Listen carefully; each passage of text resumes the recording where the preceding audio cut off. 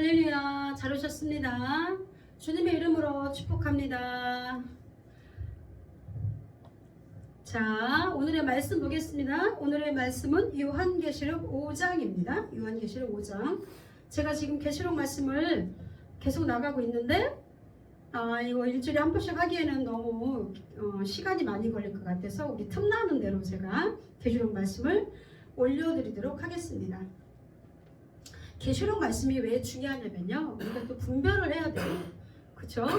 또 우리 신천지와 또 이단들이 있고요. 또 물론 계시록 말씀이 이거 잘못 풀면 안 되는데 이런 염려를 하셔갖고 아예 손도 대지 못하시는 분들이 계세요. 그런데 우리는 주석과 또 많은 학자들의 그 의견이 있잖아요. 많은 목사님들의 설교가 있잖아요. 그 설교를 통해서 제가 나름대로 정리한 것들을 여러분들에게 전하는 것이니까 염려하지 말았으면 좋겠습니다. 계시록이 열리면 또 우리 많은 소선지서와 대선지서가 있는데 그 성경의 그 예언서들과 그런 것들이 열려요. 거기에 있는 것과 무관하지 않거든요.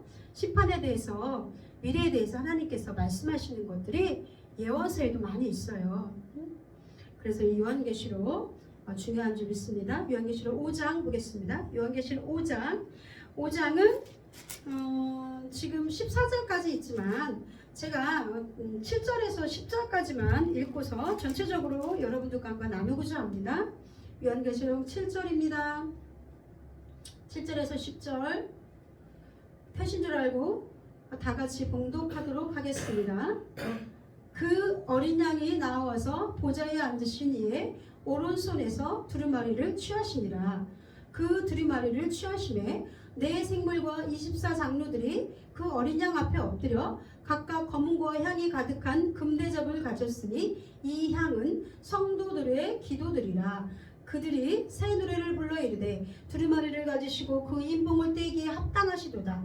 일찍이 죽임을 당하사 각 족속과 방언과 백성과 나라 가운데서 사람들을 피로 사서 하나님께 드리시고 그들로 우리 하나님 앞에서 나라와 제사장들을 삼으셨으니 그들이 땅에서 왕노릇 하리로다 하더라. 아멘 아멘. 자, 여러분, 우리 지난 시간에 요한계시록 4장의 말씀을 보면서 하늘의 예배에 대해서 제가 말씀을 나누었습니다. 사도 요한이 하늘로 이끌러 올라갔을 때 그곳에서 사도 요한은 하늘에서 이루어지는 천상의 거룩하고 아름다운 그 예배를 보았습니다. 그런데 거기 이제 스랍들이 등장하잖아요. 스랍들이 등장하는데 이 스랍들이 끊임없이 밤낮 쉬지 않고 거룩하다 거룩하다, 주님은 거룩하다, 전능하신 이여 전에도 계셨고 이제도 계셨고 장차 오실 이시라 하면서 하나님을 그렇게 높이고 찬양해요. 그리고 마찬가지로 그 보좌 주변에 있던 24장로들까지 그 자신들의 그 이마에 머리에 있던 그 관을 우리 하나님께 드리면서 우리 주 하나님이여 영광과 존귀와 권능을 받으시는 것이 합당하오다 이러면서 그 면류관을 내어드리는 그 모습을 보면서 제가 여러분들과 우리의 예배가 어떤 예배가 되어야 되는 거에 대해서 잠깐 여러분들과 지난주에 마지막 부분에 그렇게 말씀을 나누었습니다. 자, 이제 사도 요한이 이제는 하늘의 예배를 보고요. 이제 5장에서 시작되는데 내가 봄에 1절에 보면은 보좌에 앉으신 이 오른손에 두루마리가 있으니 안팎으로 있고 7인으로 봉하였더라 이렇게 말씀하고 있지요. 1절부터 조금 훑어 나가겠습니다. 우리 그 사도 요한은 하늘의 예배를 보고 난 후에 그리고 또 다시 한번 봤어요. 5장 1절에 보니까 보좌에 앉으시는 누구예요? 전능하신 하나님이잖아요. 근데 그 오른손에 두루마리가 있는데 이게 둘둘 말려 있는 게 있는데 그거에 잔뜩 뭐가 쓰여 있는데 7인으로 봉하였더라 이랬잖아요. 그죠? 자, 여기서 이제 7은 제가 말씀드렸지만 완전수라고 그랬잖아요. 완전수, 히브리어로 7의 숫자는 완전수예요. 그래서 7개니까 우리도 7교회에 대해서 또 설명을 했지만 또 7개 이렇게 봉해져 있어요. 그래갖고 그 두루마리를 펼칠 수가 없는 거예요. 인복했다는 것은 이렇게 거기를 이렇게 봉하고 나서 또 도장을 꽝꽝꽝 찍은 이런 것들이 있다는 거죠. 근데 상상을 해보세요. 그 두루마리가 그렇게 7인으로 봉해져 있는 거예요. 그러니까 그 책의 내용이 완전하고 비밀스러워 어떠한 그 피조물도 그것을 볼 수 없고 뗄 수 없는 그런 상황에 있는 거죠. 그러니까 이제 2절에 보겠습니다. 또 봄에 힘있는 천사가 큰 음성으로 외치기를 누가 그 두루마리를 펴며 그 인을 떼기에 합당하냐 하나 하늘 위에나 땅 위에나 그 땅에서 능히 그 두루마리를 펴거나 보거나 할 자가 없더라.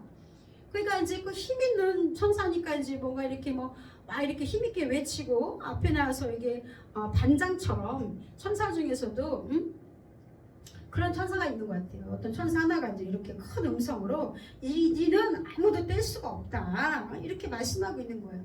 그러니까 어떠한 피조물도 그것을 뗄 수 없다. 합당하지 않다. 하늘의 천사들도 하나님께서 지었고 천사들도 능력이 있잖아요. 그리고 아무리 거룩한 선지자들과 사람들도 절대로 이거를 볼 수 없고 뗄 수 없다라고 이렇게 설명하고 있는 거죠. 그거 뗄 수 없고요.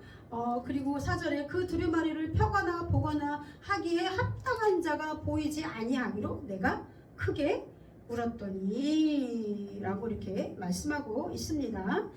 자, 이렇게 그 7인으로 인봉한 그 두루마리는 어떤 것도 뗄 수 없는 거예요. 그러니까 이게 이제 너무 이렇게 속이 상한 거야. 그래서 우리 사도 요한이 어떻게 해요? 크게 울었더니 라고 이렇게 말씀하고 있지요. 아니 이거를 봐야 되는데 이 비밀이 어떤 건지 궁금한데 하나님께서 이제 하늘의 예배도 보여주셨고 그리고 또 4장 1절에 보면은 하늘의 그 문이 열리면서 4장 1절에 보면은 이후에 마땅히 이루는 일들을 내가 네게 보이리라 이렇게 했는데 그것을 뗄 사람이 아무도 없대는 거야. 그러니까 얼마나 이제 속이 상해요. 저거 빨리 봐야 되는데 봐야 돼요. 왜냐면은 그 사도 요한이 지금 반모섬 그 유배제가 있잖아요. 얼마나 고통당하고 환난당하고 그 주를 믿는 성도들이 핍박을 당하고 있는 상황이었으니까 하나님 이거 빨리 그 심판아 이런이 빨리 뛰어가지고서 이거를 어떻게 된 건지 봐야 되는데 답답하잖아요. 그러니까 이게 사도 요한이 운 거예요. 여기서 크게 울었다는 것은 에클라이온 통곡하며 울었다라는 뜻이죠. 얼마나 속이 상하면은 이걸 봐야 되는데 궁금하고 사모가 되는데 이걸 아무로 어떤 사람도 이 인을 뗄 사람이 없다라고 하니까 얼마나 답답합니까? 자 이제 그랬더니 이제 뭐라고 설명하고 있습니까? 그랬더니 그때 5절에 장로 중에 한 사람이 내게 말하되 울지 말라. 유대 지파의 사자 다윗의 뿌리가 이겼으니 그 두루마리와 그 7인을 떼시리라 하더라. 자, 우리 이제 잠깐 에스겔 2장 9절에서 10절까지 보면은요. 에스겔서에 보면은 이미 그 구약의 선지자들이 이게 이제 이게 본 게 나와요. 에스겔서 2장 9절에서 10절까지 제가 잠깐 봉독하고 읽어보겠습니다. 여러분들과 제가 말씀을 안 찾아보셔도 돼요. 에스겔 2장 9절에서 10절. 내가 보니 보라 한 손이 나를 향하여 펴지고 보라 그 안에 두루마리 책이 있더라. 그가 그것을 내 앞에 펴시니 그 안팎에 글이 있는데 그 위에 애가와 애곡과 재앙의 말이 기록되었더라. 그러니까 에스겔도 이미 구약에서 에스겔도 이걸 똑같이 본 거예요. 뭐라고 들어있는지는 모르지만 애곡과 애가와 그리고 재앙의 말들이 이 두루마리 안에 기록되어 있는 것들을 에스겔도 본 거예요. 그러니까 이 사도 요한도 그거 알잖아요. 그러니까 하나님 빨리 이 당신의 백성들을 이렇게 괴롭혔던 이 마귀와 사탄 어둠의 권세가 심판받았고 명을망받아야 되는데 하나님 이거 당신이 어떻게 이것을 어떻게 하실 건지를 내가 보고서 이거를 빨리 내 그 그 백성들에게 제자들과 또 고난당하는 자에게 가르쳐주고 싶은 마음이 왜 없었겠어요. 그러면서 이제 위로를 해주기 위해서 하고 싶었겠죠. 그쵸? 그랬는데 이제 이것을 뗄 사가 없으니까 크게 울은 거예요. 통곡하며 운 거예요. 그냥 눈물이 이렇게 속상해 안타까워 이게 아니라 너무 속이 상해가지고 크게 울었더니 그랬더니 유다 지파의 사자 장로 중에 한 사람이 말했죠. 누가 그것을 연다? 다윗의 뿌리가 이겼다. 울지 말아라. 그 두루마리와 그 7인을 떼시리라. 이렇게 한 거예요. 아멘. 자, 유다 지파의 사자는 누구죠? 다윗의 자손으로 오신 예수 그리스도잖아요. 그죠? 이새의 줄기에서 한 싹이 나면 그 뿌리에서 한 가지가 나서 결실할 것이요. 이사야 11장 1절에서 이후에 나와 있는 말씀대로 우리 예수님께서 다윗의 자손으로 오셨잖아요. 그러니까 유다 지파의 사자는 누구입니까? 예수 그리스도를 말씀하신 거예요. 그 예수 그리스도가 유다 지파의 사자 다윗의 뿌리가 이겼다. 그리고 걱정하지 말아라. 그 두루마리와 그 이기신 분이 그 7인을 떼시리라 라고 말씀하시고 있는 것입니다. 그 어떤 힘이 있고 이런 그런 권능이 있고 어떤 누구도 뗄 수 없고 오직 그 하나님으로부터 두루마리를 받아서 심판을 행하시고 권능을 행하시고 하실 분들은 오직 예수 그리스도라는 것 뿐입니다. 자, 6절에 내가 또 보니 보좌와 내 생물과 장로들 사이에 한 어린 양이 서 있는데 일찍이 죽음을 당한 것 같더라.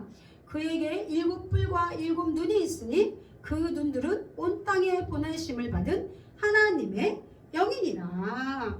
자, 이제 그리고 나서 이제 여기 사도 요한이 또 봤어요. 그랬더니 내 보좌와 하나님 그 주변에 보좌와 내 생물, 우리 그 사장에서 있는 그 내 생물이라고 그랬죠. 그리고 24 장로들 사이에 한 어린 양이 서 있는데 일찍이 죽음을 당한 것 같더라.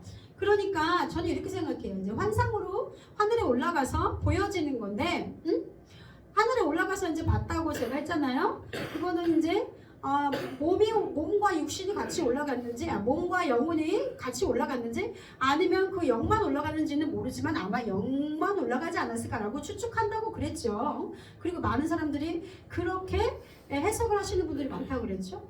그리고 이제 이렇게 봤더니 어린 양이 있는데 일찍이 죽임을 당한 것 같더라. 그러니까 느끼는 거예요, 영이.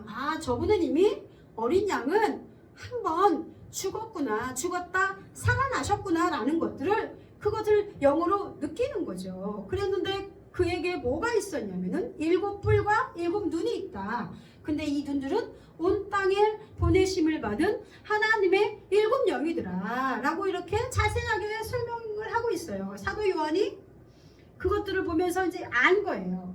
자, 7뿔은 힘을 상징하는 것으로 부활하시고 승리하신 우리 예수 그리스도의 권세와 능력을 말하는 것이고요. 7눈은 뭡니까? 성령을 상징하는 거예요. 온 땅에 보내심을 받은 하나님의 7영이라. 우리 스가랴서 4장 10절에도 온 세상에 두루 다니시는 여호와의 눈 이렇게 말씀하고 있습니다. 하나님의 그 7영이 있다는 거죠. 성령이. 그러니까 지금도 하나님께서는 우리 예수님께서는 세상을 두루두루 감찰하고 계시다는 거예요. 이 교회 사이에 거닐면서 교회를 그렇게 보시고 당신의 택한 백성들을 그렇게 성령으로 두루두루 감찰하시며 보고 계신다는 것을 믿으시기 바랍니다. 그 7영이 이렇게 있더래요. 그러니까 사도 요한이 딱 보자마자 한 거죠. 저거는 뿔과 7눈은 이거구나 라는 것들을 사도 요한이 안 거예요.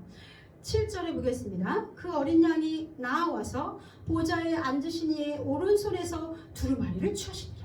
드디어 이제 하나님의 그 오른손에 있던 그 비밀스러운 그 두루마리, 그것을 누가? 예수님께서, 그 어린 양이 그것을 두루마리를 취하시는 거예요. 아멘.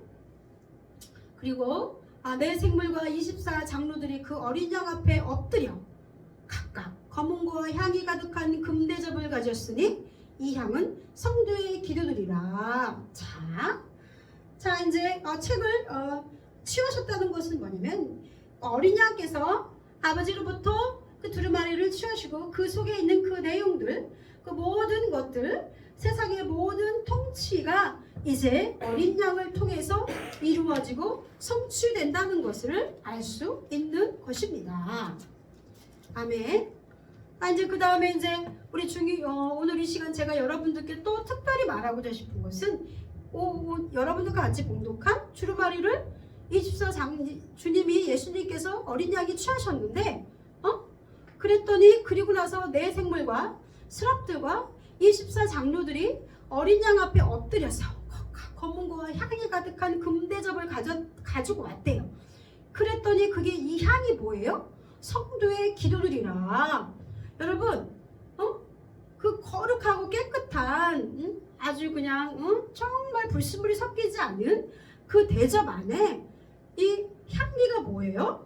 성도들의 기도가 하나님 앞에 상달된 거를 말하는 거죠. 그리고 검은고라는 것은 뭡니까? 검은고는 악기잖아요. 그게 뭐를 말하는 것 같아요? 성도들의 찬양과 그 기도가 이 금대접 안에 가득 들어갔고 이제 그것이 하나님 그걸 올려드리는 거죠. 그 대접을 올려드리는 거예요. 그리고 나서 이제 9절에 보면은 그들이 새 노래를 불러 이르되 두루마리를 가지시고 인봉을 떼기에 합당하시도다. 일찍이 죽음을 당하서 각 족속과 방언과 백성과 나라 가운데 사람들을 피로해서 하나님께 들으시고 그들로 우리 하나님 앞에서 나라와 제사장들을 삼으셨으니 그들이 땅에서 왕노릇하리로다. 그 금대접 안에 가득 찬 그 찬양과 기도가 그 대접 안에 가득 찼는데 이것이 성도들의 그 찬양과 기도잖아요. 그리고 나서 이제 그들이 새 노래를 불러서 또 이렇게 말하고 또 역시 하나님을 또 찬양하는 거예요. 뭐라고 찬양합니까? 인봉을 떼기에 합당하시도다.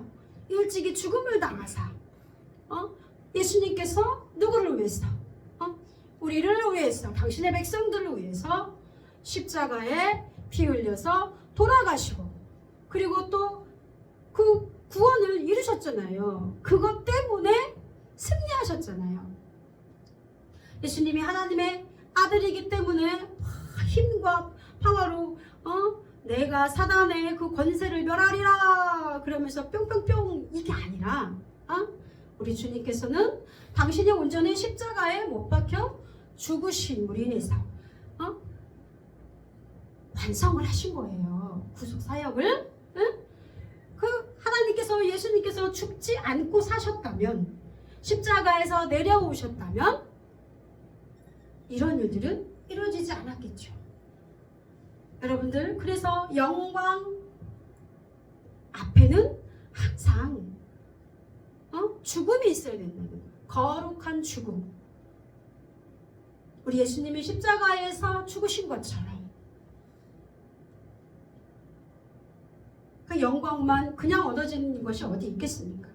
그리고서 이제 새 노래를 불러서 찬양을 했대요. 이 새 노래는 저는 이렇게 말하고 싶어요. 시편 33편 그 3절에 기자는 이렇게 말하고 있습니다. 시편 기자는 새 노래로 그를 노래하며 즐거운 소리로 아름답게 연주할지어다. 우리가 날마다 하나님 앞에 기도하면서 찬양하는 그런 거, 하나님 나의 심령을, 나의 마음을, 또는 우리 하나님과 대화잖아요. 기도는 이런 것들이 찬양을 할 때 그 찬양 속에 여러분들 입만 이렇게 뻐끔뻐끔하니까 앵무새처럼 그게 아니잖아요. 내 심령을 다 마음을 다해서 하나님께 올려드리는 게 저는 찬양이라고 생각을 하거든요.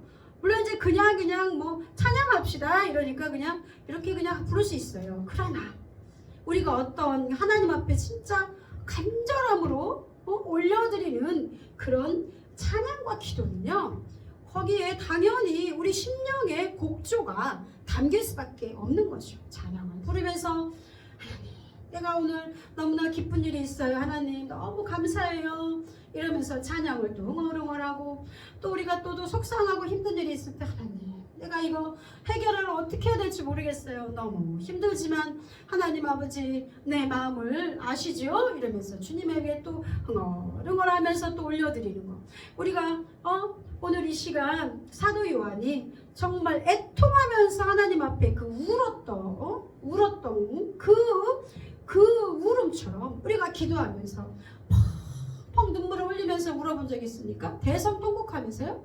여러분들 한 번도 그런 적이 없다면 자신의 모습을 회개하셔야 돼요. 내가 얼마나 무디게 살고 있나. 내가 인생에 문제가 없어, 편안해, 난 늘 감사해, 뭐 이런다면 제가 할 말이 없지만, 그러나 우리는 나가 아니더라도 내 주변 사람들을, 또는 뭐 내 자녀들, 내 부모들, 뭐 형제 자매들이 있잖아요. 왜 우리가 통곡할 일이 없겠습니까? 왜 괴롭고 속상한 일이 없겠습니까? 그럴 때마다 하나님 모든 능력과 권세는 아버지 앞에 있습니다. 하나님 제 삶의 문제가 이렇습니다. 정말 이러면서 하나님 주님의 뜻이 어디에 있습니까? 주님 저에게 말씀하여 주시옵소서. 이렇게 통곡하면서 여러분들 한번 울어본 적이 있습니까? 응? 기도해 본 적이 있고 또 찬양을 해본 적이 있습니까? 정말 내 삶의 문제를 놓고 하나님 앞에 찬양하고 기도할 때는 눈물이 안 나올 수가 없어요. 찬양하다 보면은 이제 기뻐서 부르는 그런 찬양도 있지만, 그러나 진짜 어떨지를 모르겠어. 그러니까 하나님 앞에 찬양을 이렇게 할 때 정말 내 심령이 아주 그냥 마음이 찢어져서 주님 앞에 찬양 드리고 기도하는 볼 수 있는 게 이것이 바로 우리의 예배라는 거죠. 우리 주님께서는 우리의 그 마음을 원하십니다. 너희가 옷을 찢지 말고 마음을 찢으라 한 것처럼요. 그렇죠?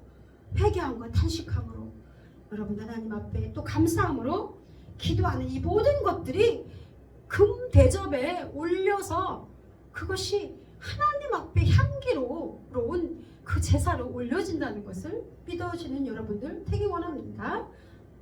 아멘. 그렇게 그 날마다 이렇게 이렇게 뭐라고 찬양해야 돼요? 주님을 찬양해야죠. 그래요. 인복을 떼기 합당하십니다. 당신은 일찌감치 우리를 위해서 죽음당하시고 십자가에 못 박히시고 그 고난 당하셨는데, 그것은 각 족속과 방언과 백성과 나라와 가운데서 사람들을 당신이 택하신 사람들, 그러니까 방언과 백성과 나라 가운데잖아요. 그죠? 그 가운데서 하나님 우리를 택하셨군요. 그리고 피로 샀다. 이것은 뭐냐면은 노예로 있던 것들을 너희가 노예한테 있었는데, 노예 상인들이 노예를 살 때 어떻게 합니까? 돈을 주고 사잖아요. 그쵸?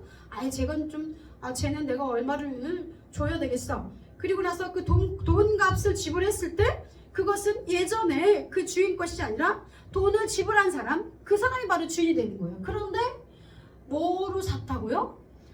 목숨을 주고 샀다는 거예요. 목숨을 주고. 그냥 돈 수조가 아니라 내가 너를 목숨 주고 샀어.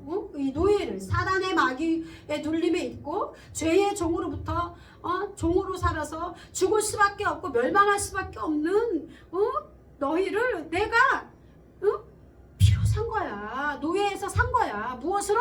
피로 샀다는 거예요. 예수의 피로. 그리고 하나님께 드린 사람들이 바로 너희들이다. 그들로 우리 하나님 앞에서 나라와 제사장들을 삼으셨으니, 그런데 그거로 끝나지가 않은 거예요. 근데 나라와 제사장들을 또 삼으셨대요. 글쎄, 너희는 거룩한 제사장이라. 아멘. 그들이 땅에서 왕노릇하리로다. 얼마나 그 감사해요. 얼마나 대단합니까? 그러니까 새 노래를 날마다 부를 수밖에 없는 거예요. 이런 감사와 하나님에 대한 이런 찬양이 이 영에서부터 흘러나오는 이 거룩하고 그런 노래들을 우리는 할 수밖에 없는 것입니다. 그리고 그분은 그것을 받기에 합당하신 분임을 믿으시는 여러분들 되기 원합니다. 그리고 그분은 그것을 받기에 합당하신 분입니다.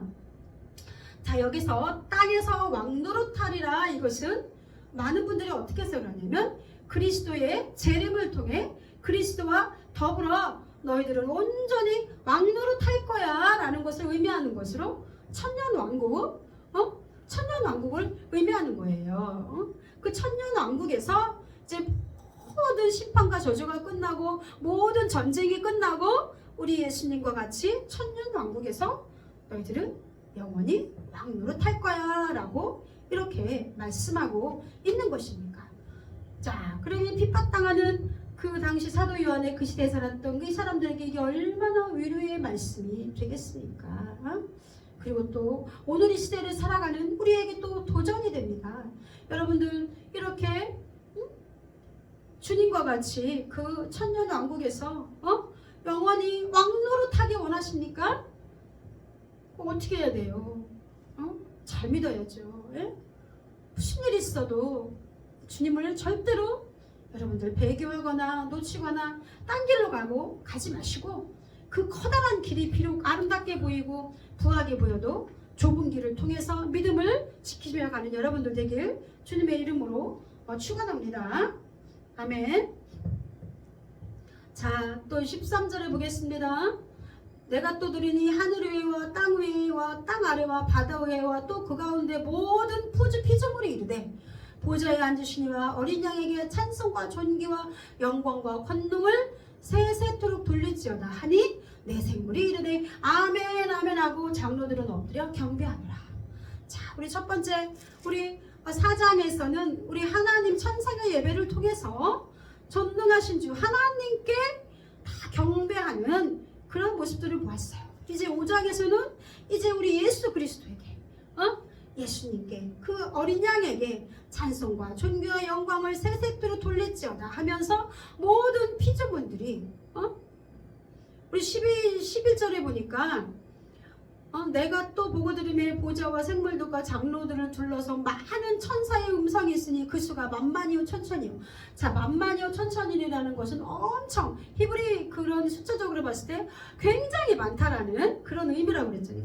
엄청 많은 천사들이 하나님을 찬양하고 존귀와 영광과 찬송을 받기에 합당하시도다 이러면서 그 장로들과 또 내 생물도 아멘 아멘 하고서 우리 어린 양에게 경배하는 이런 모습을 볼 수 있는 것입니다. 하나님께 모든 영광을 돌려드리는 듯이 마찬가지로 우리 예수 그리스도께 이렇게 존귀와 영광을 돌려드리는 것을 볼 수 있습니다. 그러므로 우리의 예배도 오늘 이 시간 이와 같아야 됨을 다시 한번 여러분들에게 말씀을 드립니다.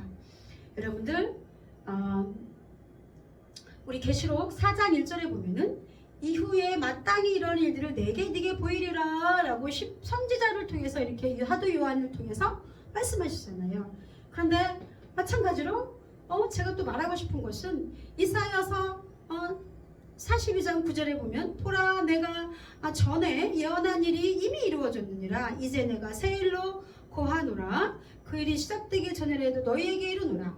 아모스 3장 7절에 주 여호와께서는 자기의 비밀을 그 종 선지자들에게 보이지 아니하시고는 결코 행하심이 없느니라 라고 이렇게 말씀하신 것처럼 아유 하나님의 일을 누가 알아? 뭐 하나님만 아시지 또 이렇게 말하면 안 돼요. 왜냐하면 하나님께서는 그 성경을 통해서 누누이 구약을 통해서 신약을 통해서 선지자들에게 너희들에게 심판이 있을 거야. 이렇게 살면 너희들은 심판받을 거야. 심판과 경고의 말씀을 주셨어요. 그런데 하나님께서 막 오래오래 참으시고 그러시는 분이지만 갑자기 잘못을 한다고 해서 불시에 확 한번 때리고 그런 분이 아니라는 거예요. 하나님께서는 미리 선지자들을 통해서 말씀하시고 경고하시는 것을 볼 수가 있습니다. 그리고 또 그것뿐만이 아니에요. 피할 길을 우리에게 가르쳐 주시는 은혜로우신 분이 하나님이십니다. 그리고 이 구약 선지자들과 또 예수님을 통해서 예수님도 말씀하셨거든요. 심판을 이것을 통해서 말씀하시는 것이 알 수 있어요. 그리고 이 말씀이 다 이것이 바로 성경에 나와 있는 것입니다. 이스라엘 그 민족이 어느 때 그 하나님으로부터 심판받았습니까? 그때 수많은 선지자들이 나왔잖아요. 느헤미야, 이사야, 에스겔. 너네 회개하라. 우상 섬기지 말아라. 응? 심판한다. 너희 그렇게 살지 말아라. 하나님을 떠나지 말아라. 분명히 말하고 있는데도 어리석은 백성들이 그렇게 하나님을 떠나갔고 얻어맞고 그리고 나서 돌아오고 그리고 나서 또 조금 잘 산다 싶으면 또 계속 또 범죄하고 하나님을 잊어버리고 우상을 섬기고 응? 돈을 사랑하고 음란하고 패역하고 강포하고 하나님께 경배하지 않고 기도하지 않고 이런 삶을 살았던 거예요. 그런데 하나님께서는 끊임없이 그 백성들을 회개를 촉구하시고 다시 돌아오기를 원하시죠. 이것이 오늘 우리의 모습이 아닌가 여러분들 생각해보는 시간 되시기 바랍니다. 요한계시록은 그러므로 예수를 믿지 않고 죄를 범하고 사는 그런 사람들에게는 심판의 말이지만 그러나 끝까지 믿음을 붙들고 하나님 안에서 거룩하게 살려고 발버둥치는 사람에게는 바로 소망의 말씀인 거예요. 너희들 걱정하지 마. 내가 세상을 심판하고 그리고 그럼에도 내가 너희들을 보호하고 너희와 같이 영원히 그 천년 왕국에서 왕노릇 할 거야 라고 분명히 말씀하고 있는 것입니다. 그러므로 요한계시록은 우리에게 예수님을 하나님을 진정으로 믿기를 원하고 간구하고 그리고 기도하고 살아가는 거룩한 당신의 백성들에게 소망이 주는 메시지임을 알 수 있습니다. 또한 경고하는 그런 이 세상에 대해서 심판하시고 경고하시는 것을 알 수가 있습니다. 정리하시겠습니다. 자, 오늘 이 5장의 말씀을 통해서 우리가 알 수 있는 것 첫 번째, 아무리 거룩하다 하더라도 우리 인간 가운데 그 누구도 하나님의 뜻과 계획을 알 수 없다. 많은 뭐 이상한 예언자들이 왔지만 그 예언자들의 그 말이 때로는 맞을 수가 있어요. 그러나 그 사람들 100%는 아니고 그 마지막 때에 대해서 말씀하시는 분은 오직 예수 그리스도라는 하나님이라는 것.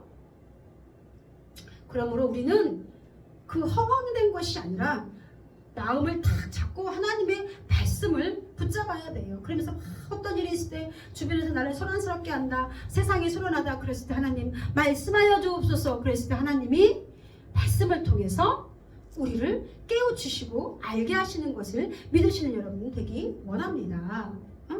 믿습니까? 아멘. 이렇게 사도 요한은 그리고 이제 두 번째, 예수님께서 십자가에 죽으시고 승리하시고 이기셨으며 우리를 당신의 피로 사서 그리고 그 죄에서부터 어둠에서 속량하셨음을 다시 한번 강조하는 것입니다. 그러므로 하나님 앞에서 나라와 제사장들을 삼으시고 이 땅에서 왕노릇하게 하셨다는 것을, 하신다는 것을, 하실 것임을, 우리에게 영원한 삶을 주신다는 그 약속을 굳게 믿으시고 소망을 붙드시는 여러분들 되기 바랍니다. 그러므로 오늘 이 시간 다시 한번 또 강조하지만 죄와 사망을 이기는 능력은 오직 예수 그리스도의 십자가뿐이라는 거. 그러므로 이 세상에서 그리스도 외에 구원받을 다른 길은 없다라는 것들을 꼭 명심하시기 바랍니다. 그리고 세 번째, 또 날마다 기도와 찬양의 예배를 드리시는 여러분들 되기를 주님의 이름으로 축원합니다. 그래서 우리가 기도하고 해야 되고 찬양해야 돼요. 이것이 하나님 앞에 올려지는 그런 예배인 것입니다. 이게 형식적인 이런 예배도 중요하지만 이 속에 있는 우리들의 마음을 받기를 원하시는 거예요. 그 마음을 어디로 보면 어떻게 표현하시겠습니까? 기도와 찬양을 통해서 저는 그 마음을 표현할 수 있다고 생각합니다. 물론 다른 것도 많이 있죠. 그런데 하나님은 우리의 기도와 찬양을 기뻐하시고 그것은 저 천상에서 금대접에 들어가서 향기로운 제물이 되는 거예요. 그러므로 찬양과 기도에 더 힘쓰는 여러분들 되기를 주님의 이름으로 축원합니다. 기도하겠습니다. 할렐루야. 주님 감사드립니다. 오늘 이 5장 말씀을 통해서 하나님, 우리가 오직 예수 그리스도만이 주님께서 우리를 피값으로 사시고 그리고 우리의 구원자 되시며 모든 권능과 권세와 그런 것이 오직 주님에게 있음을 이 세상을 통치하시고 또 미래를 이루어가시는 분은 그 오직 주님께 있음을 이 시간 고백드립니다. 우리가 주님 앞에 주님의 사랑하는 마음으로 기도하고 찬양하고 예배할 때 하나님 그것이 금대접 안에 담긴 그 향기로 올라가듯이 오늘 이 예배가 주님께 아름다운 예배로 드려지기 원합니다. 우리의 삶을 통해서 또한 그 예배를 통해서 삶의 예배를 통해서 주님께 향기로운 제물이 되기를 또한 원합니다.